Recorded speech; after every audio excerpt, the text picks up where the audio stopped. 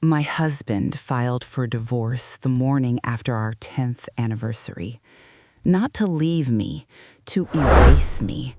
Monday morning, I opened the shareholder portal. 51%. 2.4 billion. My name was gone. I buried my father 6 months ago, made my husband CEO because I couldn't mourn and fight at once. He saw an opening. Saturday night, he toasted our next 10 years. Monday, he triggered a clause stripping my vote. Board meeting? Friday. 4 days to sell everything my father built. They planned this for months, while I mourned, while he held my hand at the grave. Every kindness, arithmetic. You'll want to call me a victim, or naive, or complicit. Stay. Then decide which one fits. Monday morning. I was still wearing the earrings from Saturday night. Pearl drops. Hadden slid the box across the table before the champagne even arrived. I hadn't taken them off. 40 hours later, and I was standing in our kitchen in a silk robe with his anniversary gift in my ears and a manila envelope in my hands. The courier rang at 7:15. I remember thinking flowers. He always sent flowers the Monday after something. Birthdays, anniversaries, closings. It wasn't flowers. Petition for dissolution of marriage, filed by Hadden Andrew Marchetti. I read the words twice. The first time, my eyes moved, but my brain stayed in Saturday night. My kitchen still smelled like Saturday's coffee. His jacket was still on the back of the dining chair, and these pages had his signature at the bottom like a receipt for something returned. The signature at the bottom. Steady, deliberate, pressed hard into the page. I knew that handwriting. I'd seen it on birthday cards and love notes left on my pillow and the closing documents for our first home. Now it was on the last page of us. And the pen. Saturday night comes back to me in flashes. The restaurant, candles on white linen. He reached across the table and took my hand. To the next 10 years, Sable. He said it like a prayer. He said it like a man who was already counting down. His jacket, inner pocket. I remember the flash of black lacquer when he reached for his wallet, the Mont Blanc I gave him for our 5th anniversary, engraved with his initials. I remember thinking he still carries it. He carried it because he needed it Monday morning. Same pen, same hand, same steady signature. Except this time, the line he signed ended 10 years of marriage. I called him. Voicemail. Called again. Voicemail. Third call. His phone was off. Not ringing through, not declined, off. That's not a missed call. That's a barricade. I stood in our kitchen, 12-foot ceilings, marble counters, a courtyard fountain I could hear through the open window, with a petition on the island and his pearls in my ears and his silence in my phone. And I thought, this is wrong. Not wrong as in cruel, that too. Wrong as in engineered. Hadden doesn't do reckless things. Hadden plans quarterly projections 8 months out. He schedules haircuts. Which meant this was the plan. The anniversary dinner wasn't a goodbye. It was a curtain call. I went to my father's study. That's where I go when the world stops making sense. His desk, his books, his reading glasses still sitting where he left them 6 months ago. I haven't moved them. I keep telling myself I'll move them tomorrow. I opened my laptop on his desk and typed in the shareholder portal. Theriot Holdings. My company. 51%. My name should be the first thing on that screen. Login rejected. Credentials revoked. I tried again. Same words. I cleared the cache, reset the password, tried a third time, because that's what you do when reality is giving you the wrong answer. You try again, like repetition will fix it. It won't. I called the family office. The line rang 11 times. 11. The Theriot family office has answered by the third ring since my father opened it in 1987. 11 rings on a Monday morning means someone was told not to pick up. I called Renee, my assistant at headquarters. She answered on the first ring, and I could hear it in her breathing before she spoke, that particular tightness people get when they've been handed a script. Sable, She paused. I was told you're on personal leave. By whom? I'm not authorized. I hung up, pulled up our bank accounts. Joint checking, frozen. Joint savings, frozen. My personal account, flagged, restricted, under review. In the time it took me to make 3 phone calls, I'd been locked out of my company, my office, and my own money. I owned 51% of a $2.4 billion company. I couldn't access my own dashboard. I stared at the blank screen, then at my father's reading glasses. Wire-rimmed, old-fashioned. He wore them every day I knew him.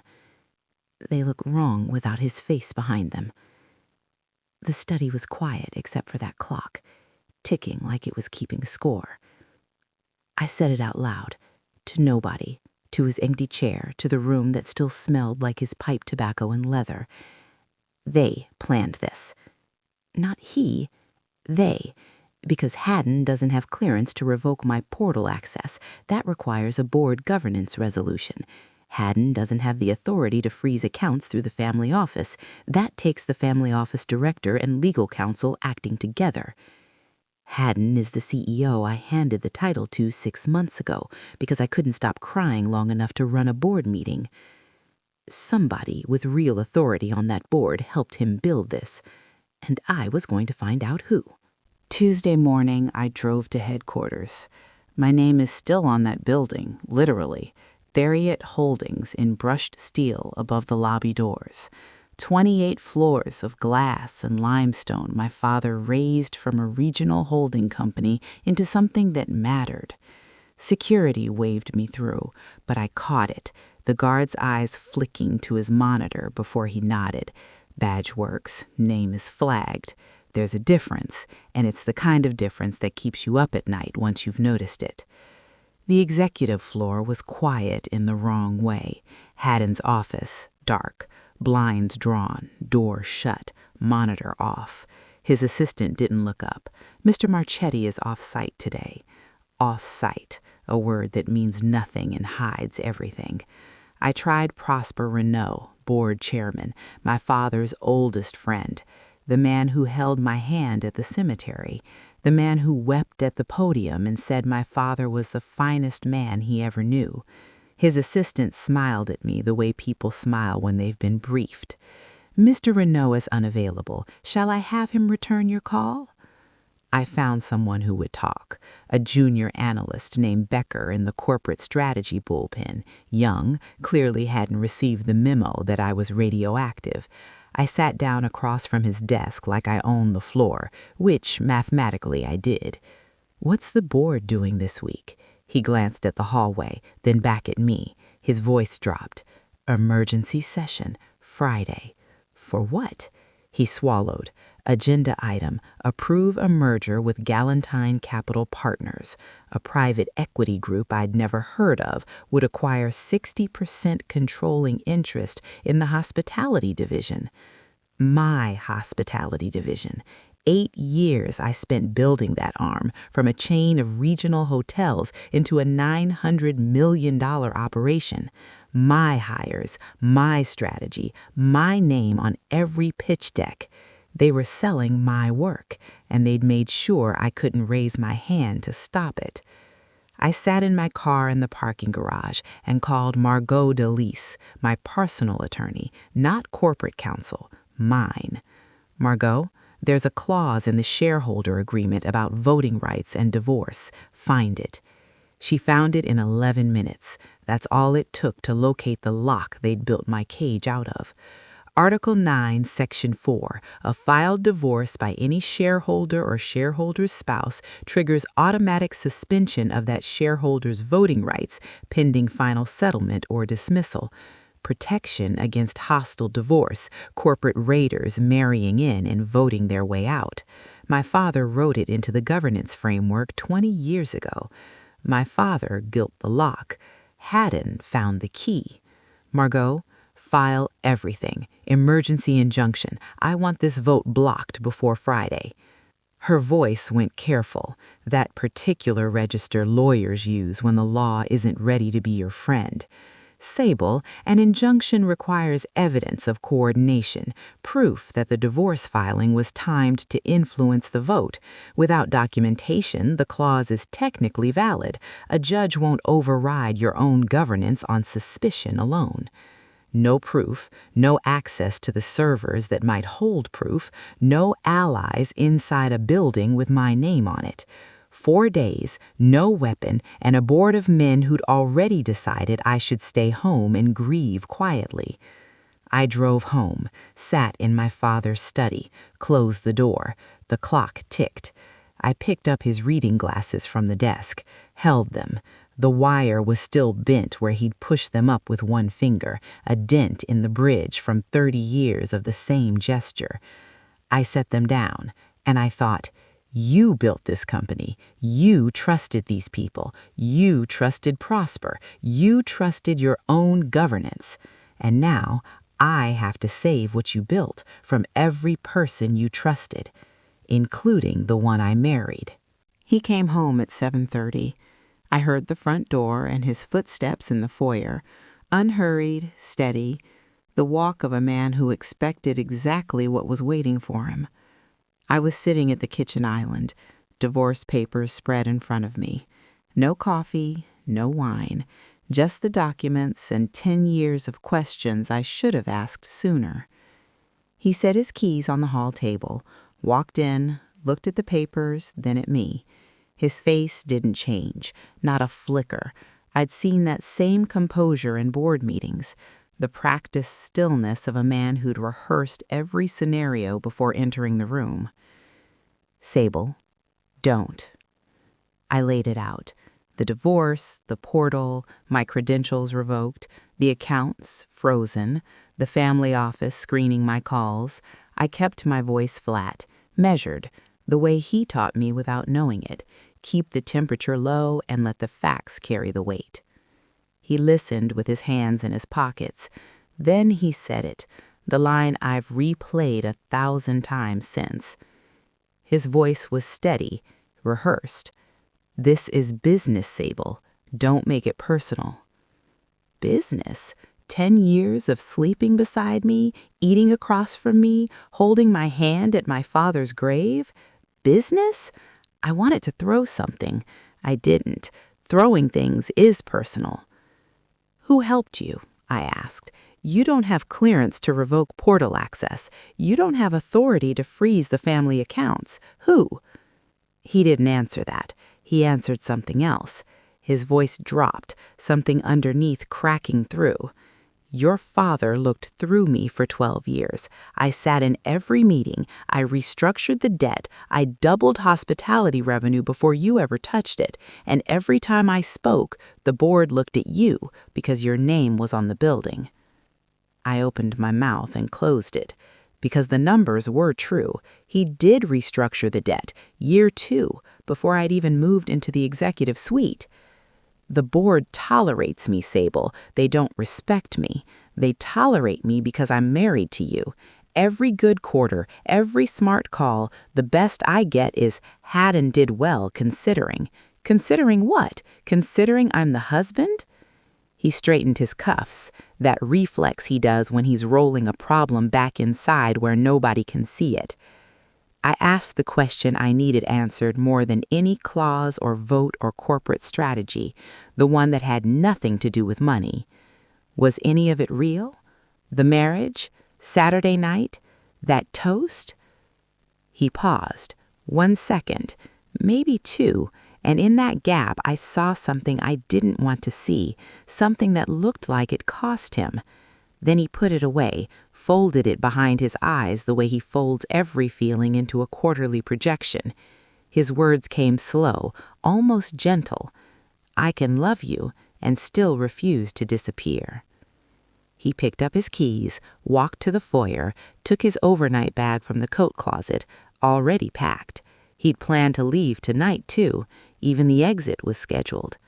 I stood in the foyer alone. On the hall table, the anniversary photo, Saturday night, both of us smiling, his hand on my waist, my head tilted toward him, two people who looked like they meant every word they'd ever said to each other. I didn't turn it over. I picked it up and studied it. His eyes, his mouth, the angle of his jaw, looking for the lie, the place where the act started and the person underneath ended. I couldn't find it. That was worse than finding it would have been.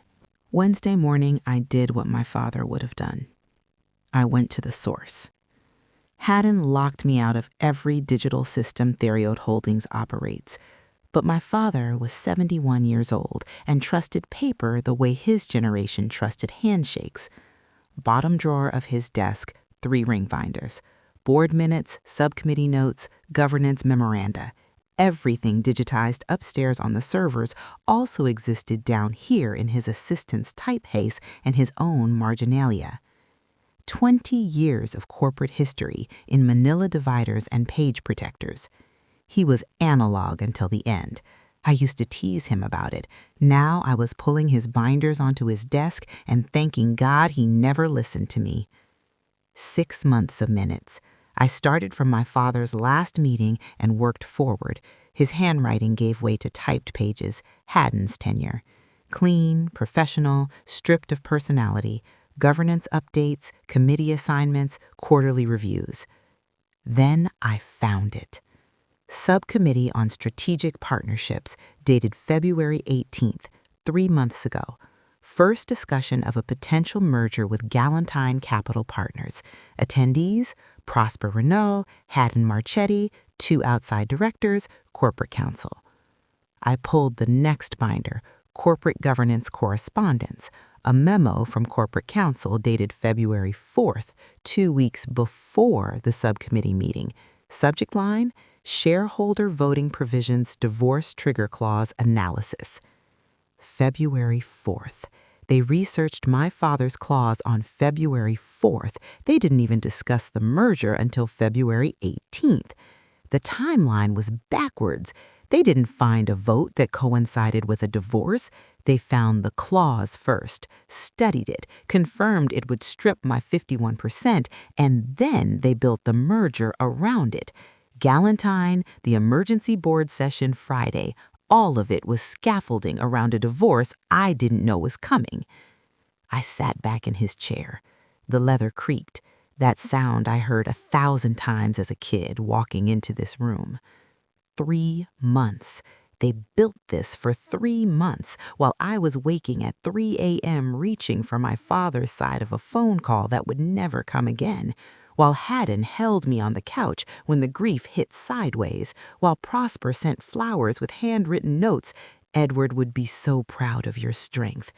Every kindness, every gentle word, every hand on my shoulder, scaffolding. Would you have seen it?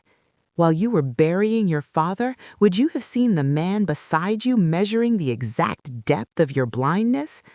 I didn't. And I built a $900 million division from 3 regional hotels with broken HVAC and a marketing budget I had to beg for. I'm not stupid. I just loved someone.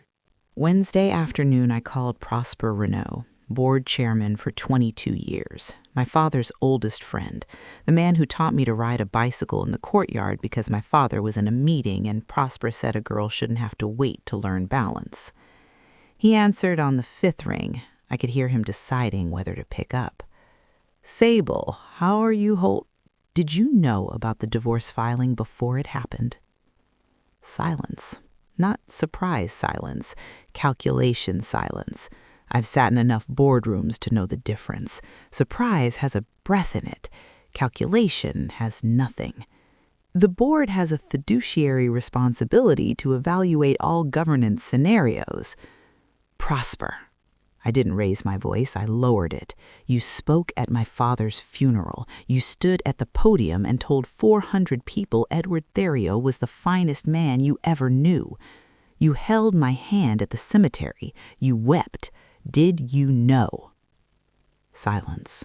I could hear him breathing through his nose, the sound a man makes when he's locked in but wants you to think he's still weighing. His voice shifted, the eulogy register, warm and practiced. Your father would understand, Sable. The company needs steady hands. This merger protects everyone, employees, shareholders, the legacy. It protects you, even if you can't see it yet. I hung up. My father would understand. The man who built this company from 9 employees and a borrowed office. The man who gave Prosper his first board seat when no one else would take a chance on him. The man who trusted Prosper with his daughter. That man would understand being robbed by his best friend? A framed photograph hung on the study wall. My father and Prosper, 30 years younger, shaking hands outside the building the day it got the Therio name. Both grinning. Prosper's hair was dark then. My father's hand was on his shoulder. I took it down, held it for 3 seconds, opened the bottom drawer and set it face down inside. Then a memory, uninvited, unwanted. The funeral. Prosper at the podium, his voice breaking. Edward Therio was the finest man I ever knew. I sat in the front row thinking at least my father had this. At least someone loved him enough to break in front of strangers. Now I replay his face, the crack in his voice, the tears, and I look for the same thing I looked for in Haddon's anniversary photo. The seam, the performance line. With Haddon, I couldn't find it. With Prosper, I'm not sure I want to. Because if Prosper was performing at that funeral, then my father died without a single friend who was real. And that grief is worse than mine. Wednesday night. Margot DeLissle, my attorney, not the company's, sat across from me at my father's desk with a legal pad and the face of someone preparing to disappoint you with precision. I showed her everything. The board minutes, the February 4th memo, the timeline, clause research 2 weeks before merger discussion, the divorce filing calculated to land between the anniversary and the vote. She read it twice, set her pen down. Her voice went careful, clinical. The sequence is damning, Sable. Any reasonable person sees coordination, but a judge at an emergency hearing isn't evaluating reasonableness. She's evaluating standard of evidence. She tapped the minutes binder. These show chronology. I need something that shows explicit intent, an email, a memo, a communication where someone says, we are timing the divorce to strip her vote. There's nothing coincidental about February 4th. A jury would agree. An emergency injunction clears a higher bar in less time. I need coordination documented, not inferred. I stared at the binders. 3 months of conspiracy and not one document that used the words they were too careful to put together in the same sentence. Prosper has been on boards for 40 years. He knows what discoverable means. The people who have the proof are the people who built this, Margot said. It's on their servers, in their email chains, behind the credentials they revoked from you. So what do I do? She looked at me. Then at the clock on the mantel, 11:47 p.m. We need someone inside. Someone inside. An employee willing to risk their career to hand evidence to an ousted chairwoman against the sitting CEO and board chairman. Someone with access to corporate counsel's email chain. Someone who would choose a principal over a paycheck. Neither of us had a name. Margot left at midnight. I walked her to the door and came back to the study alone.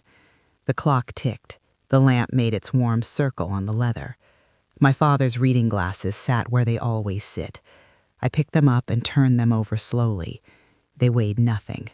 That always surprised me, how something he touched 10,000 times could still feel so light. I held them against my palm and closed my fingers, the closest I could get to holding his hand. I set them down. 34 hours until the board vote. No proof, no allies inside the building. A board full of men who'd decided my grief made me disposable. I didn't know Tamsin Orozco's name yet. Didn't know that 5 minutes at a holiday party 2 years ago was about to matter more than 10 years of marriage. But that's Thursday's story. Wednesday night, I sat in my father's chair and listened to the clock count down what was left. Thursday afternoon, I was at the desk writing talking points for a board meeting I expected to lose. That's what it had come to. No proof, no injunction, just showing up Friday morning with my voice and my argument against 12 men who'd already decided. I was rehearsing a closing statement for a jury that had left the room. My personal email pinged at 4:17. Unknown sender, no subject, one attachment, a PDF. I almost deleted the message. Unknown sender, no subject, everything about it looked like spam. But it came to my private address, not the Theriot domain. Someone knew where to find me outside the system they'd locked me out of. I opened it. Corporate Counsel's internal email chain. 4 messages, 3 months. The first 2 I recognized. The dates matched what I'd found in the board minutes. Prosper requesting clause analysis, counsel confirming the mechanism. I already knew the sequence. What I hadn't seen was the language. Email 3. Prosper to Haddon, March 4th. His words, deliberate and clinical. The clause works. File after the anniversary. Schedule the vote for the following Friday. She won't have time to respond. File after the anniversary. 4 words, and suddenly Saturday night had coordinates. The restaurant wasn't romantic, it was strategic. The champagne wasn't celebration, but sedation. His toast to the next 10 years was the last line of a script they'd been writing for 3 months while I was waking at 3 a.m. reaching for a phone to call a dead man. She won't have time to respond. That's all I was. A variable, a woman reduced to a timeline constraint between 2 men who decided my grief made me manageable. Email 4. Haddon to Galentine Capital 6 weeks ago. We're clear to proceed. Her voting rights will be suspended before the meeting. I called Margot. My voice came out even, almost flat, the calmest I'd sounded all week. I have it. Get the injunction ready. Would you have believed the toast? If the man you'd slept beside for 10 years raised a glass and said something beautiful about your future, would you have checked his scent folder first? Or would you have clinked the glass and believed him because that's what love is, choosing to believe without evidence? I believed, and the evidence found me anyway. Thursday night, Margot and I worked in the study until the strategy was locked. File the emergency injunction at 8 a.m. Friday, 30 minutes before the board convenes at 8:30. Walk in with the filing receipt and the email chain. Present both. Let the room decide whether to proceed while a federal judge reviews evidence of coordination fraud. After she left, I walked the house. The anniversary photo on the hall table, I didn't look at it this time. I knew his face too well. Searching for the seam had become its own kind of punishment, and I was done punishing myself for wanting Saturday night to have been real. Past our bedroom, I opened his side of the closet. Half empty. Suits gone, shoes gone, the shelf where he kept his cufflinks bare except for 1 pair he'd left behind, silver from our trip to Charleston, 2nd anniversary. Even his exit was curated. Took the expensive ones, left the sentimental. I'd married a man who sorted his accessories by emotional weight and chose accordingly. His nightstand, the framed wedding photo, 10 years younger. My veil, his arm pulling me close. I barely recognized the girl in the veil. She hadn't learned to check. I picked it up, studied it one last time, same search, same absent seam. Then I set it face down against the wood. 2 photos now.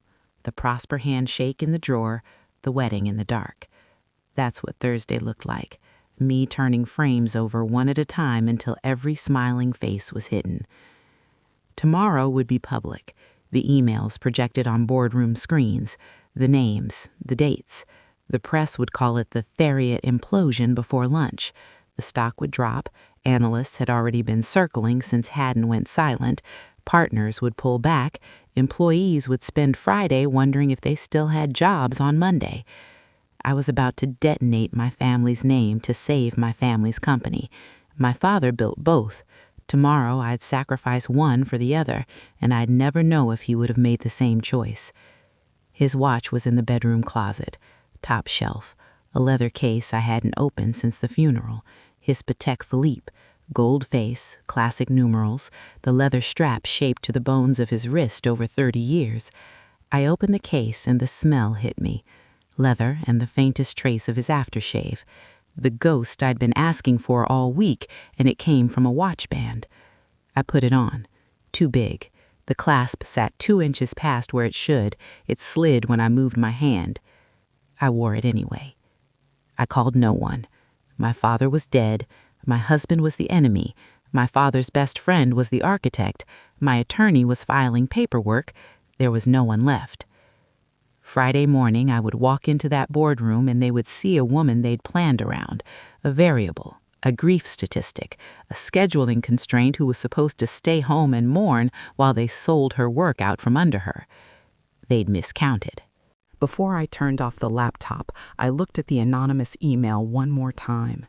No sender name, no subject line, no good luck or I believe you or any of the 100 things a person might say when they're handing someone a lifeline. Just the documents and silence. Someone who understood that the gift was the evidence, not the sentiment. Corporate counsel's internal chain. Only someone inside that department could export a thread like this, someone with system access, document handling privileges, and the specific knowledge of where to look. 8 people work in that department. 7 of them have been with Prosper for years. The 8th was a legal assistant I met at the company holiday party 2 Christmases ago. She was standing alone by the bar, young, quiet, navy blazer that fit like she'd bought it that week specifically for this event. Silver bracelet she kept turning on her wrist, holding a sparkling water with both hands and watching the door like she was calculating the earliest acceptable exit.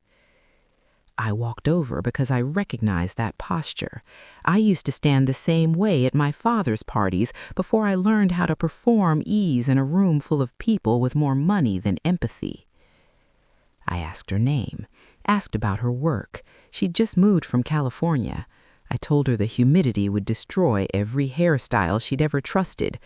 She laughed, startled, genuine, like she'd forgotten that was allowed at company functions. 5 minutes. Then I went back to the donors and she went back to the bar, and I'd be lying if I said I remembered her name the next morning. But she remembered mine.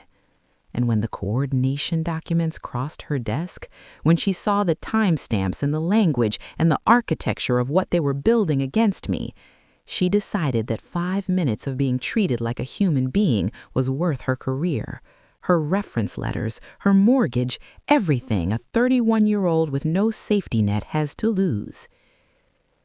I looked around the study, my father's binders, his reading glasses on the desk, the clock on the mantel, the brass lamp pooling amber across the blotter. Everything I'd used this week to fight, all of it his paper copies, his study, his governance notes, his stubbornness about keeping hard copies. And now someone else's courage. Thank you.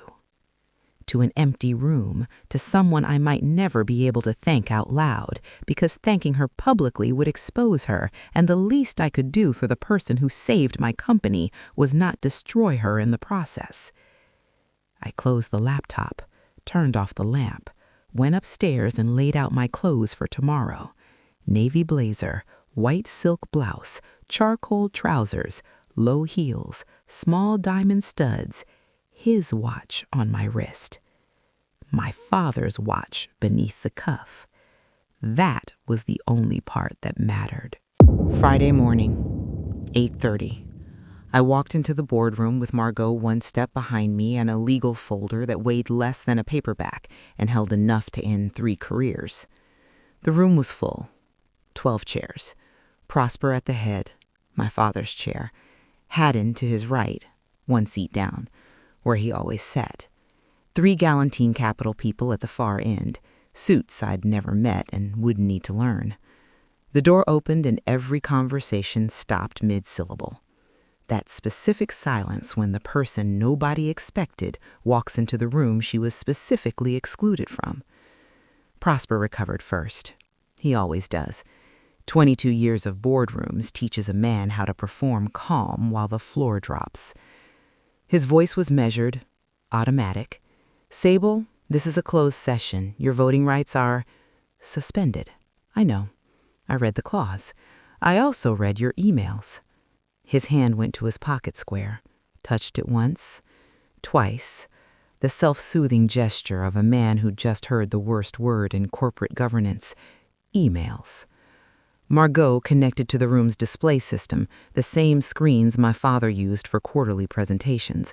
The email chain appeared, 10 feet tall, every timestamp, every name. 10 months of conspiracy projected onto walls that had my family name on the lease. I didn't walk them through all of it. They knew what they'd written. I gave them the architecture. February 4th. Prosper, you requested clause research. 2 weeks later, the merger was first discussed. Not before.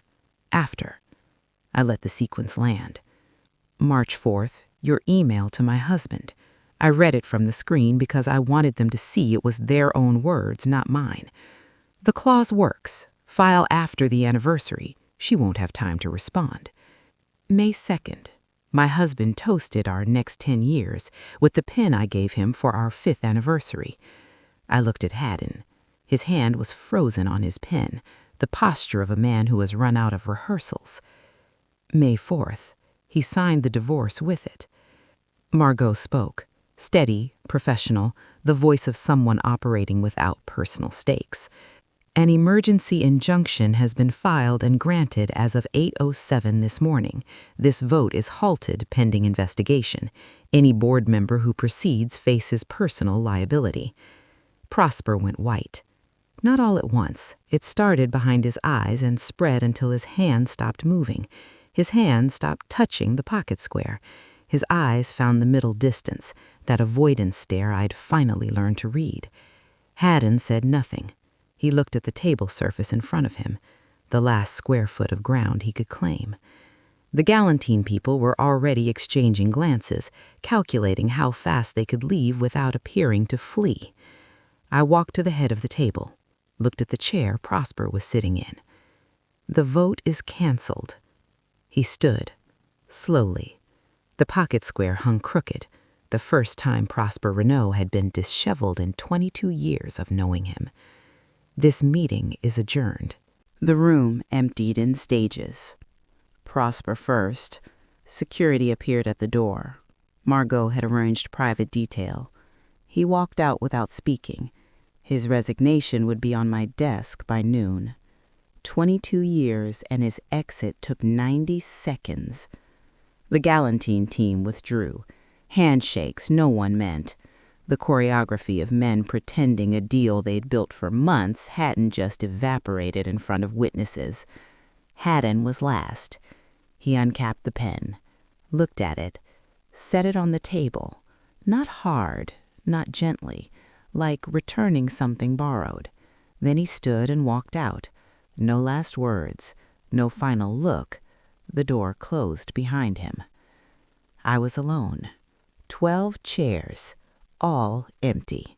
The emails still on the screens, my father's portrait on the wall behind the head chair. I walked to it. The chair, leather, high-backed, the seat I'd avoided for 6 months because sitting in it meant accepting he was gone. I pulled it back, sat down. The leather gave in a way that told me it was shaped to someone else, to him, to the man who sat here for decades and built something worth stealing. His painted eyes were behind me now. I could feel them, not watching exactly, waiting to see what his daughter would do with what was left. My phone buzzed. News alert. Theriot Holdings in crisis. Chairman removed, CEO resigns, merger collapsed. The stock was down 14%. By close, it would hit 18. I set the phone face down. I looked at my hand, the wedding ring, thin platinum band, 10 years. 10 years of something I still can't name exactly. Not love, not performance, something that lived between those words and died on a Monday morning in May. I slid it off, set it on the table. The watch was still on my wrist, his Patek Philippe, still too big, the leather strap still shaped to bones that weren't mine. One removed, one kept.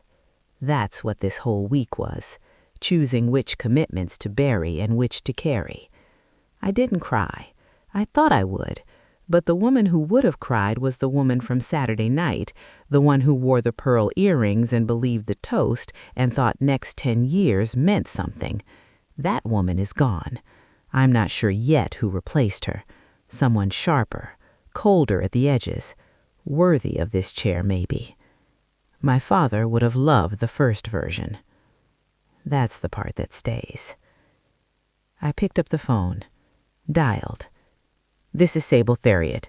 I need to speak with the head of investor relations. We have a statement to draft."